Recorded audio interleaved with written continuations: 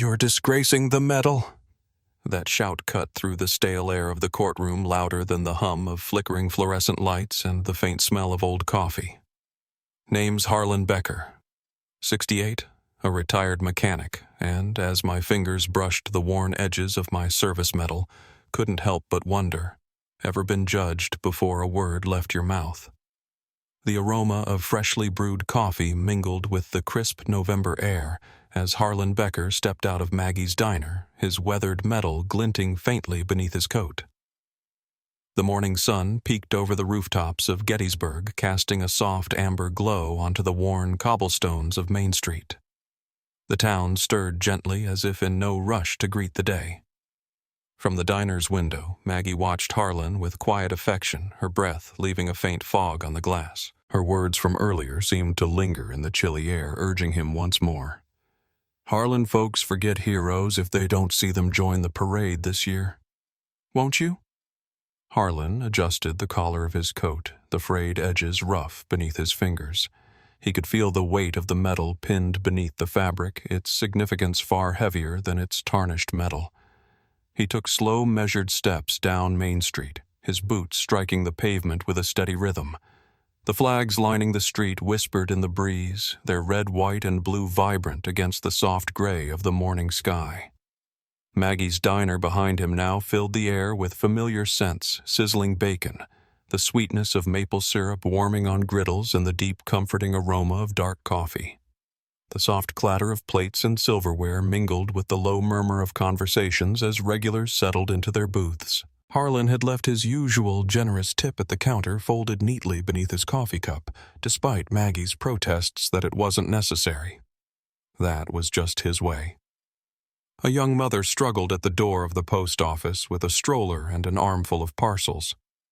Without hesitation, Harlan quickened his pace and reached the door, holding it open with a nod and a gentle smile. "Thank you, sir," she breathed relief and gratitude in her voice. Harlan only tipped his hat, already stepping back onto the sidewalk as if he hadn't done anything worth mentioning.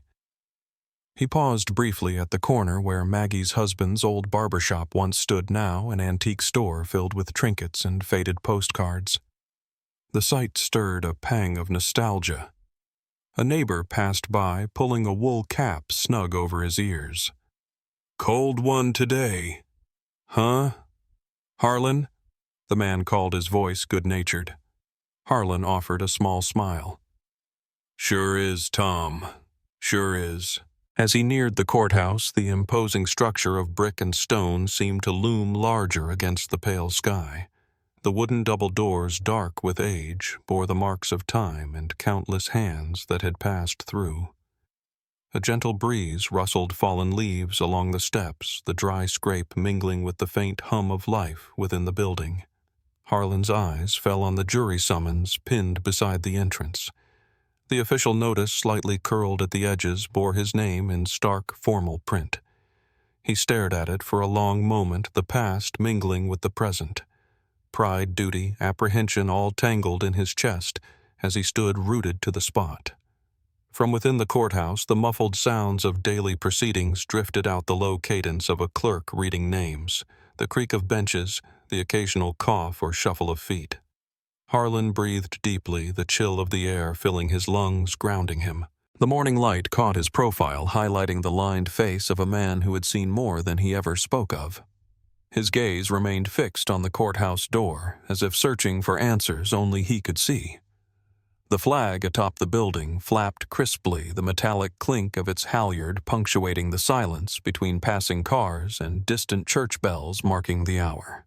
Just inside the building, a figure watched him, a bailiff whose keen eyes took in the worn coat, the uneven stitching at the cuff, the dull sheen of the metal barely hidden beneath the lapel.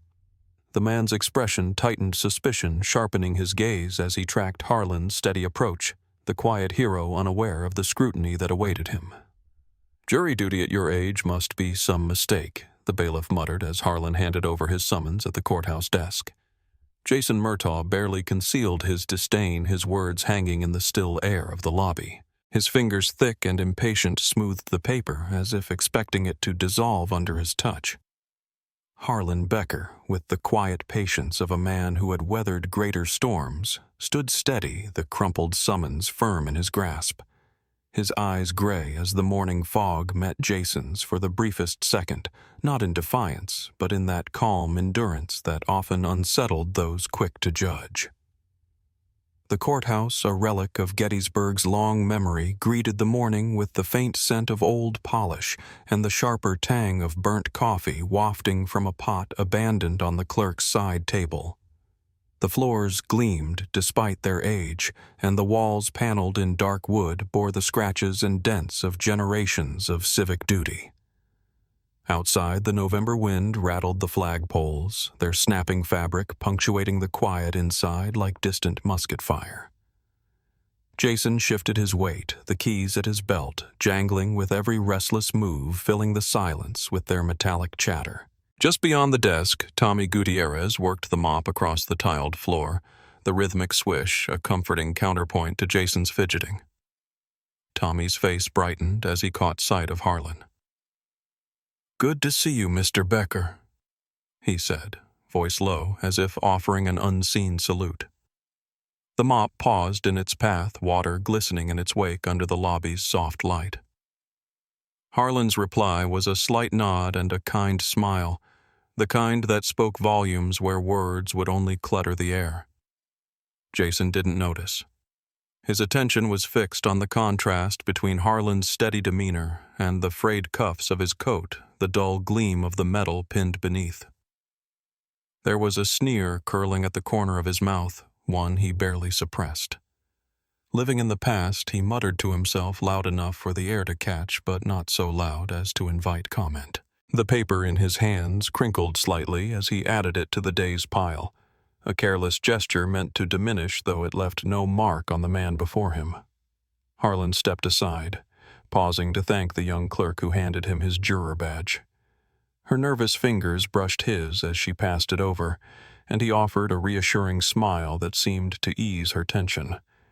Moving with a deliberateness born of age and thoughtfulness, Harlan crossed to the benches along the wall. He straightened a chair left out of line, his hand lingering for a moment on the worn wood. The ticking of the great clock above the entrance seemed to match his pace, its steady rhythm filling the spaces between the creak of old benches and the soft murmur of voices beyond. The main hall echoed faintly with the shuffle of feet, the quiet clearing of throats, the occasional cough muffled by a handkerchief. High windows admitted slanting beams of light that caught the dust in lazy swirls, as if the building itself stirred awake with the day's duties. Judge McBride appeared briefly in the corridor, his black robe trailing behind him, his expression neutral but attentive. His eyes flicked toward Jason, a flicker of question in their depth, but he said nothing, allowing the young bailiff his space to learn or err as he might. Harlan reached the back of the jury pool and seated himself with care, placing his hat neatly on his lap. The bench beneath him groaned softly, a sound of age rather than complaint. He folded his hands, gazing ahead with a look that saw more than the polished wood and brass fixtures. It was a gaze that carried memory duty and the silent hope that he might still be of service. Jason, from his station, watched it all unfold with growing mistrust. His jaw tightened, the clench of his teeth barely visible beneath the bristle of his mustache. The keys at his side jangled again as his hand hovered near them, an unconscious tell of his inner disquiet. Harlan's small courtesies, his quiet dignity, they unnerved Jason in ways he couldn't name, as if those very traits called into question the judgments he'd so easily made. The bailiff's gaze narrowed further, suspicion hardening in the lines of his face. Jason, muttering under his breath, set his gaze on Harlan as if waiting for a misstep. The courthouse seemed to draw a long breath, holding the tension between them as the morning light crept higher, casting the first sharp shadows of the day along the floorboards and across the faces of those who watched and waited in silence. The courtroom stilled as Jason's voice rose sharp and accusing. "You're disgracing the medal?" The words cracked through the air like the snap of a flag in a hard wind, silencing the soft creak of benches and the faint hum of the ceiling fan. Heads turned in unison, drawn to the unexpected outburst. The afternoon sun slanted through the high windows, catching in the dust that floated between the beams of light, casting a haze that seemed to freeze the moment in time. Harlan sat motionless, his hands resting gently on his lap, his hat beside him on the bench. The color had drained from his face only slightly, not from shame or anger, but from the weariness that came with enduring more than his share of moments like these. His eyes, steady and clear, lifted to meet Jason's. There was no fire in them, no challenge, only the quiet fortitude of a man who knew who he was. Jason's earlier glares, the muttered comments under his breath, the way his gaze had trailed Harlan's every move since the summons was handed in, all of it now made sense to the watchers in the room.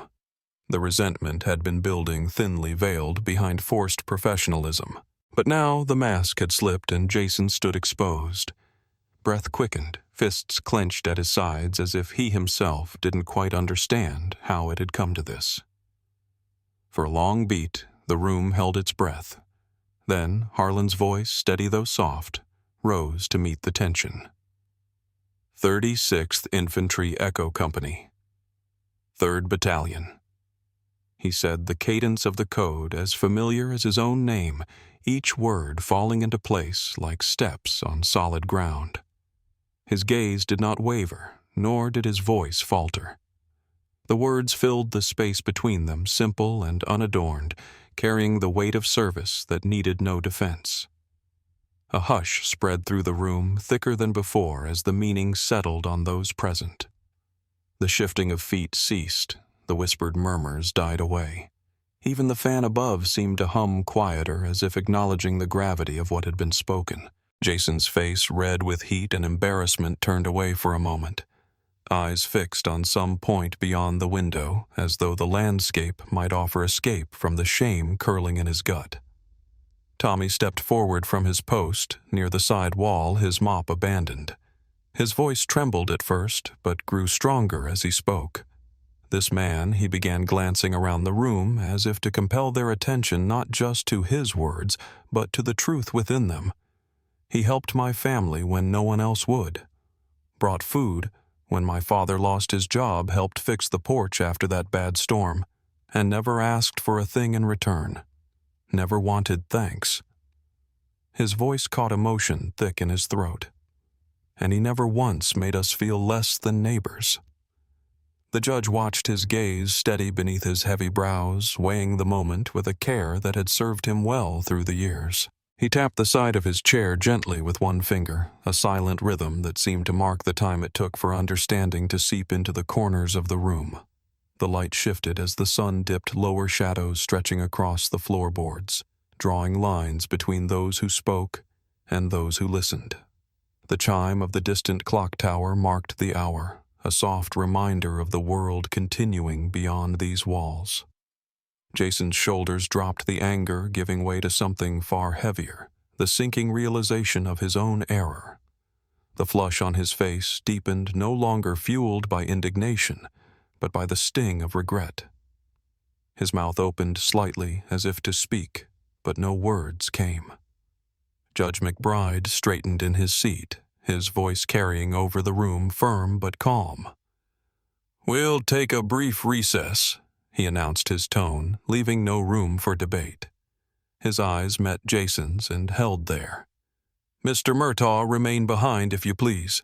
The command was gentle, but its meaning was clear as the room began to stir to life once more, the spell of the moment slowly lifting with the scrape of benches and the soft tread of feet filing toward the doors. The courtroom sat in stunned quiet as Judge McBride's gavel echoed the meaning of Harlan's unit code, settling like a hush over all present. The sharp crack of wood on wood seemed to reverberate far longer than usual, as if the walls themselves held their breath.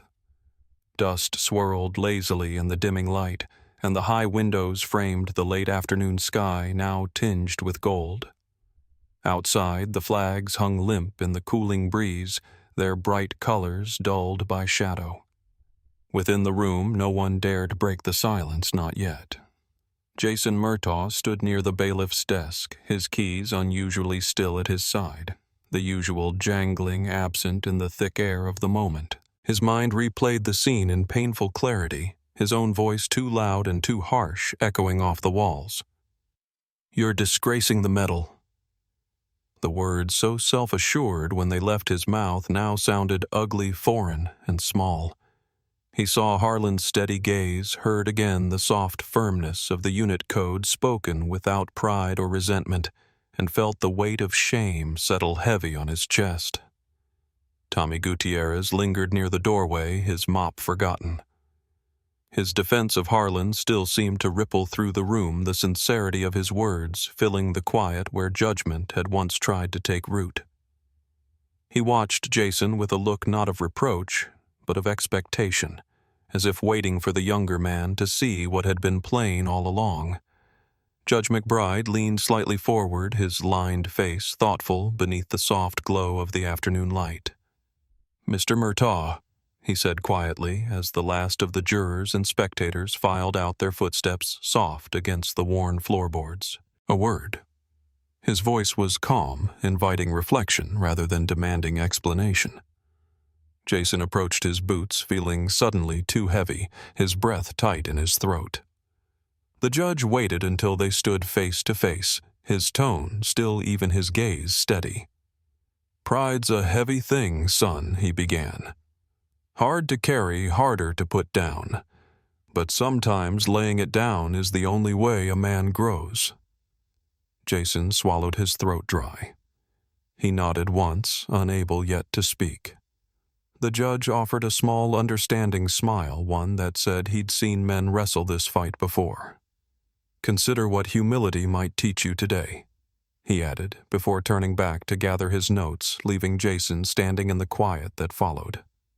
Outside the courtroom doors, Harlan moved with his usual deliberateness, his hat in his hands, head slightly bowed to avoid drawing attention. He made no sign of noticing the whispers that still lingered at the edges of the hall, no hint that the weight of the moment had touched his steady composure. Jason watched him go, his guilt rising with each measured step Harlan took away from the courtroom. The man's dignity, untouched by Jason's earlier outburst, only deepened the ache of remorse, now pressing in. Tommy approached, his voice low so as not to draw more attention than needed. "Mr. Murtaugh," he said, hesitating just long enough to be sure he was heard. Jason turned toward him, ashamed to meet his gaze. Tommy went on, his words simple, spoken without flourish. "Years ago, when my boy got sick, hospital bills near broke us. Harlan paid him. Quiet, no fuss. I didn't even know for months it was him. Just did it because he could." Jason stared, his throat tightening as the truth of Harlan's quiet generosity settled into place alongside everything else he'd overlooked. The last of the day's light slanted through the high windows, casting long shadows across the room. Papers shuffled softly as clerks tidied their stations. Keys clinked as the judge gathered his things. From somewhere down the street, faint and wavering, came the sound of a bugle practicing for the upcoming parade, the notes uncertain but earnest. Jason's gaze drifted to the courthouse bulletin board where a flyer for the Veterans Day Parade fluttered slightly in the draft from an open window.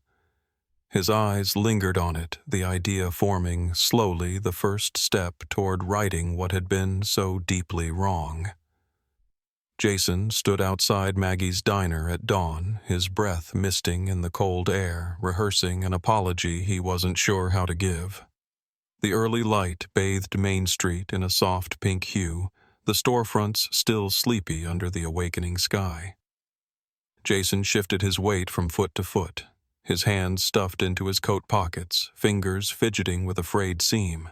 Inside the diner's warm glow beckoned the smell of eggs, bacon, and strong coffee drifting through the cracked door as a regular stepped out with a to-go cup, nodding politely to Jason as he passed. Jason drew a long breath, the cold filling his lungs, steadying the nerves that had kept him awake most of the night. Judge McBride's words echoed in his mind, each syllable carved deep after so many hours replaying them. Humility isn't weakness, it's strength rightly placed. He exhaled slowly, pushed open the door, and stepped into the comforting clatter and hum of Maggie's place. The doorbell jingled, and the familiar sound settled his heart just enough to move forward. Harlan sat in his usual spot near the window, a corner table where the morning light spilled across the worn tabletop, glinting off his coffee cup. He gazed out at the quiet street beyond, the metal on his chest partially hidden by his coat, the reflection of passing cars dancing across the glass. Maggie noticed Jason first. She lifted a brow, but her smile remained warm, understanding more than Jason had spoken. "Morning, Jason." She greeted softly as she wiped her hands on a towel, sliding a fresh pot of coffee back onto the warmer. Jason offered a nod, removed his cap, and stepped toward Harlan's table, his throat tight. He stopped at the edge, cleared his throat, and managed, "Mind if I join you, Mr. Becker?" Harlan turned his gaze, steady, unreadable at first. After a breath's pause, he gestured to the empty chair. Jason sank into it, removing his gloves, fumbling as they caught on his sleeve. Maggie appeared without needing to be asked, setting a fresh cup in front of Jason, topping off Harlan's, and sliding an extra slice of pie onto Harlan's plate with a wink. "On the house," she murmured, as if her kindness needed no witness. Jason wrapped his hands around the warm mug, drawing in its comfort. He glanced at Harlan, then at the table, searching for words. I wanted to say..." His voice trailed off, his fingers tightening on the cup. The quiet of the diner seemed to hush further, the low murmur of regulars dimming as ears subtly turned toward them. Harlan waited patient, neither encouraging nor discouraging, his demeanor as composed as ever. Maggie, sensing Jason's struggle, leaned lightly on the counter, her voice filling the space between them. "You know, folks around here see more than they let on. We remember things even when they're done quietly. Like how Harlan patched up the church roof after that storm, or the way he checks in on the Miller's boy when he's walking home from school." Her eyes twinkled kindness in every word. Jason nodded, swallowing hard. "I was wrong," Jason said at last, the words plain and unpolished but honest. "I judged what I didn't understand. And I'm sorry, Mr. Becker. Truly." He lifted his gaze, meeting Harlan's eyes squarely. The older man inclined his head slightly, his expression softening. "I appreciate that," Harlan said, voice low but clear, the grace in his reply easing some of the tightness in Jason's chest. Jason shifted again, running a hand through his hair. "I want to do more than say it. The parade we're still setting up. I'd like to help, and I want to make sure you're honored the way you should be. Everyone should know what you've done." A quiet settled again, but this time it was warm approving. From behind the counter, Maggie smiled, her pride in the moment evident.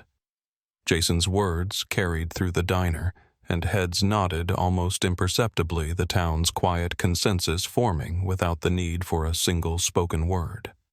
Outside, as if on cue, a gust of wind swept down Main Street, loosening the edge of a stack of parade flyers pinned to a lamppost. The papers scattered, fluttering like leaves down the sidewalk. One slipped through the diner's open door, skidding across the floor until it came to rest at Harlan's feet. He bent, slowly picked it up, and gazed at it. The promise of the parade reflected in his eyes as he lifted them to the horizon beyond the window, thoughtful as if weighing what the day might yet bring. Gray clouds loomed over Gettysburg's Main Street as the first notes of the marching band broke through the drizzle. The steady rhythm of the drums echoed between brick buildings, their cadence both solemn and proud. Rain misted the faces of those who lined the sidewalks, umbrellas blooming like flowers in the chill of the morning. The pavement glistened beneath their feet, reflecting the colors of flags that snapped crisply in the strengthening breeze. From the street, vendors came the comforting scent of hot cider mingled with the sweet promise of funnel cake, the warmth of those familiar smells softening the dampness in the air. Jason Murtaugh marched with measured steps, his boots finding rhythm with the beat of the band. His uniform, though simple, bore the weight of his promise, a promise made not just to Harlan, but to himself, to the town, to what was right. His eyes scanned the crowd, searching beyond the blur of raindrops for the familiar figure he longed to see. Each face he passed, neighbors, friends, strangers, bore some trace of the day's meaning, but it was Harlan he sought, Harlan whose presence would give purpose to the words Jason had carried in his heart since that morning at Maggie's diner. The parade pressed on despite the weather, the line of veteran scouts and townsfolk moving forward with quiet determination. Children waved small flags from beneath ponchos, their cheeks pink with cold. Maggie stood beneath the striped awning of the diner, a hand at her heart, pride shining in her eyes despite the drizzle that streaked the window behind her. Tommy Gutierrez watched from near the reviewing stand, his cap in his hands, his expression one of quiet satisfaction. Judge McBride, dignified as ever, stood near the microphone, his gaze following Jason's progress. At last, Jason paused at the reviewing stand. His heart pounded not from the march, but from the weight of what he had come to say. He raised a hand, signaling the band to soften, and stepped up to the microphone, the raindrops beating on its metal frame. The crowd's murmurs stilled as they sensed the importance of the moment. Jason drew a breath, the cool air filling his lungs, steadying him. "I want to speak of a man most of you know, though many may not truly see him." Jason began, his voice carrying over the gathered crowd. The hum of rain against umbrellas and jackets provided a quiet backdrop to his words. Harlan Becker served this country with honor. But his service didn't end on some faraway battlefield. It's been here among us all along, in quiet kindnesses, in generosity no one asked for and he never spoke of. He paused, the sincerity in his voice drawing the crowd closer in spirit, if not in step. We owe him more than a nod in passing. We owe him thanks, respect, our recognition. Jason's eyes found Harlan, then standing at the edge of the crowd, his coat damp, his hat in his hands. Expression touched with both surprise and humility. The applause began quietly, a scattering of claps that grew swelling like the sound of rain on a rooftop until the street filled with it. The townsfolk, moved by Jason's words, began to salute, some with hands to brow, others with hands over hearts. Even the smallest gestures, a scout offering Harlan a flag pin, a neighbor patting Jason's shoulder as he stepped down from the stand, carried the warmth of a community united.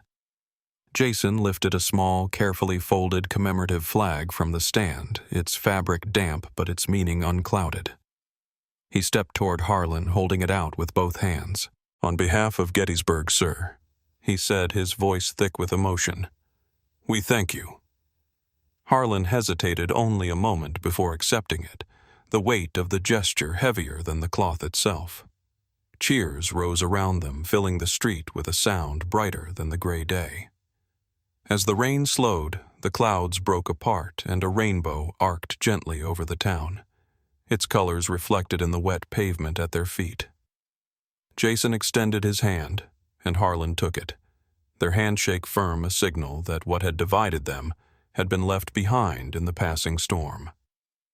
The band struck up again, the parade moving forward, the town of Gettysburg marching as one beneath the clearing sky. As the last of the rain dried on Gettysburg's streets, the townsfolk carried home more than memories of a parade. They carried the quiet strength of a man whose kindness had long gone unseen. The day's events reminded all that true valor doesn't always march at the head of the line.